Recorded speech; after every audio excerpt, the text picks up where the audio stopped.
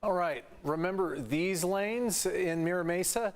They're called advisory bike lanes, and they caused a lot of confusion. Pushback from residents drove the city of San Diego to paint them over. Tonight, we know the city wanted them in more neighborhoods, but as CBS 8's Regina On tells us, after our coverage of the upset neighbors, the city changed its mind. New documents obtained by CBS 8 shows the city is scrapping the plans to install advisory bike lanes. The controversy started 2 months ago here on Gold Coast Drive in Mira Mesa.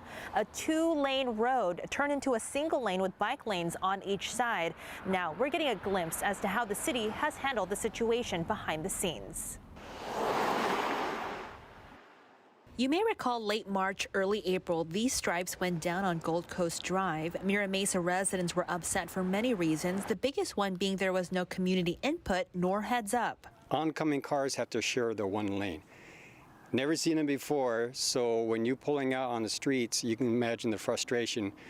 CBS 8 submitted a public records request for a city spreadsheet listing locations for these advisory bike lanes. The request was denied, and the city told us in part there are currently no plans to place ABLs anywhere in the city of San Diego, and the draft is not reflective of future striping projects. A city spokesperson told us the ABLs have merit and have been successful elsewhere. Days after CBS broke the story of residents complaining and the city backtracking the plan, Mayor Todd Gloria apologized personally to some of the neighbors for the lack of notification.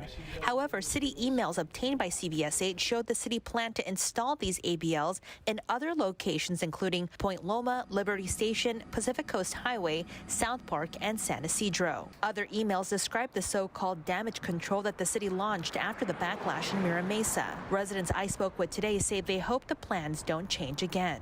I'm glad that it's going back to the original way. I'm glad they switched it back to something that actually works. But I think it was a bad mistake on their part to begin with. Brad Spees has lived on the street for 15 years. He says he wishes the city could have spent the money more effectively. I wish they would have taken the money that they put into putting the bike lanes and fix some more of the roads around here. When we asked the city why the ABLs won't be installed, they replied with saying the new striping design would need robust community education and buy-in to be effective. The city is working to make bikeways much safer and to achieve the Vision Zero goals. In Mira Mesa, Regina On, CBS 8. Thanks, Regina. And remember, CBS 8 is working for you. If there's an issue you'd like us to look into, email us at yourstories@cbs8.com.